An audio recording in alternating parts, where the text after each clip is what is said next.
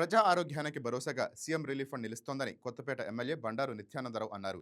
Vadapalem MLA కార్యాలయంలో నిర్వహించిన CM సహాయనిధి చెక్కుల పంపిణీ కార్యక్రమంలో పాల్గొన్న ఆయన పేదలు మధ్యతరగతి వర్గాలకు సీఎం రిలీఫ్ ఫండ్ ఆర్థికంగా అండగా నిలుస్తుందని అన్నారు. ఈ సందర్భంగా వివిధ మండలాలకు చెందిన 17 మందికి 18 లక్షలకు పైగా విలువైన చెక్కులను ఎమ్మెల్యే పంపిణీ చేశారు.